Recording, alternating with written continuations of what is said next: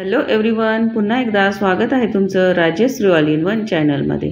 पावसाळ्याचे दिवस चालू झाले आहे आणि या पावसाळ्यामध्ये गरमागरम कुरकुरीत अशी भजी खाण्याची इच्छाही सर्वांनाच होते। आज आपण आपल्या या रेसिपीमध्ये ही अगदी कुरकुरीत आणि स्वादिष्ट अशी कांदा आणि अळूच्या पानाची भजी बनवणार आहोत। चला तर मग ही स्वादिष्ट आणि कुरकुरीत भजी कशी बनवायची हे आज आपण आपल्या या रेसिपीमध्ये बघूया। स्वादिष्ट अशी भजी बनवण्यासाठी हे बघा, इथे मी 4 अळूची पाने या पद्धतीने बारीक अशी चिरून घेतलेली आहे। व्हिडिओमध्ये तुम्ही ते बघू शकता। आणि यानंतर यामध्ये आपण 2 मोठे कांदे तेही अगदी बारीक असे आपल्याला चिरून घ्यायचे आहे। आणि हा कांदा आपल्याला छान असा मोकळा करून घ्यायचा आहे। हे बघा, उभा इथे मी हा कांदा चिरून घेतलेला आहे। आता हे दोन्हीही आपण स्वच्छ असे धुवून घेऊया।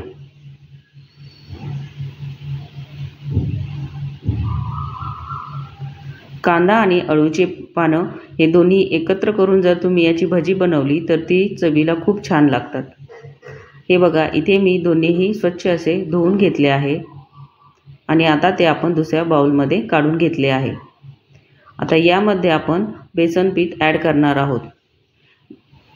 कांदा आणि अळूची पाने थोडीशी ओलसर आहे, त्यामुळे त्यामध्ये मावेल इतपतच आपल्याला यामध्ये बेसन पीठ टाकून घ्यायचे आहे। यामध्ये मी चवीनुसार मीठही टाकलेले आहे। पाणी ॲड न करताच आपल्याला यामध्ये हे बेसन पीठ मिक्स करून घ्यायचे आहे।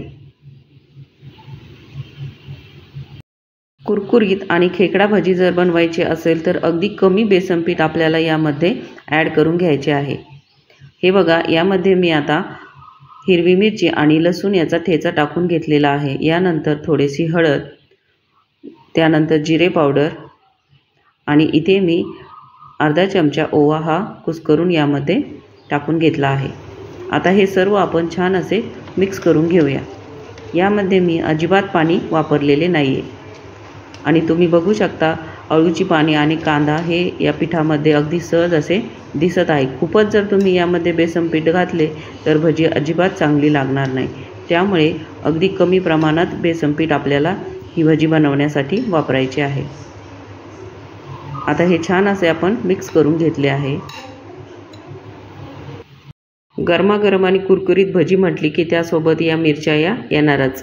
आता हे बघा, इथे मी अगदी कवळ्या मिरच्या निवडून बाजूला करून घेतल्या आहे आणि त्याला मधल्या साईडने या पद्धतीने मी कट देऊन घेणार आहे, जेणेकरून त्या तेलात टाकल्यावर फुटणार नाही।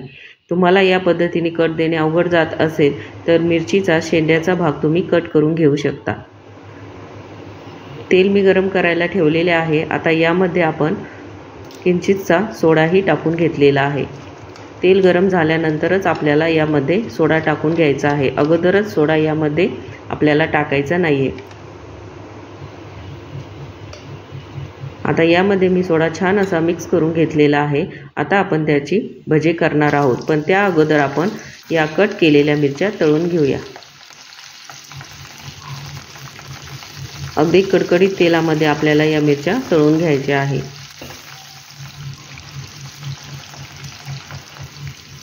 कट करून घेतल्यामुळे या मिरच्या तेलामध्ये फुटत नाही आणि तळणे अगदी सोपे जाते।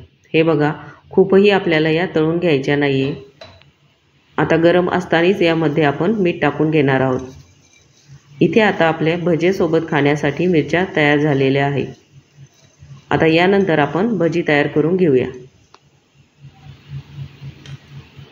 तेल छान असे गरम झाल्यानंतरच आपल्याला यामध्ये भजे तयार करून घ्यायचे आहे। हाय फ्लेमवर मी हे भजे यामध्ये टाकून घेत आहे।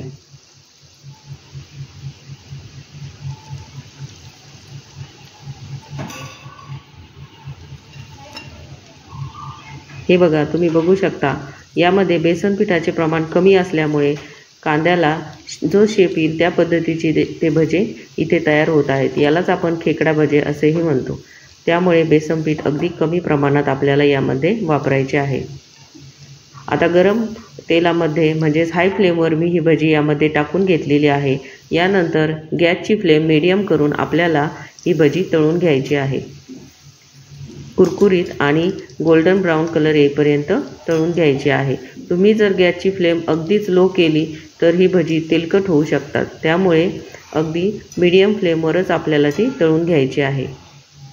आणि तळताना या पद्धतीने ती आपल्याला पलटत जायची आहे।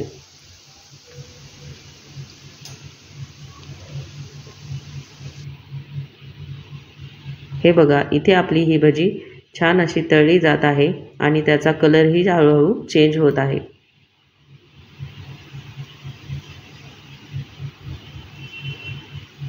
इथे आपले आता सर्व भजे तळून तयार झालेले आहे। आता आपण ते एका प्लेटमध्ये काढून घेऊया। हे बघा, किती कुरकुरीत आणि क्रंची असे इथे आपली ही भजे तयार झालेले आहे। भजे बघितल्यानंतर लगेच खाण्याची इच्छा ही सर्वांची नक्कीच होत असेल।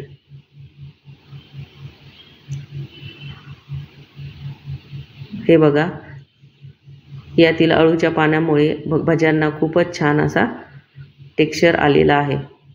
आता आपण ती एका प्लेटमध्ये काढून घेऊया। पावसाळ्याच्या दिवसात या पद्धतीची कुरकुरीत भजे खाणे म्हणजे काही वेगळीच मजा असते, हो की नाही? आणि यासोबत सॉस आणि तुम्ही हिरव्या मिरच्याही खाऊ शकता।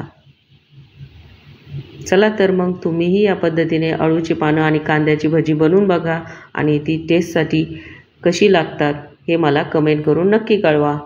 आणि तुम्हाला जर माझी ही रेसिपी आवडली असेल तर तुम्ही ही रेसिपी तुमच्या मित्रांमध्ये आणि फ्रेंड्समध्ये नक्की शेअर करा।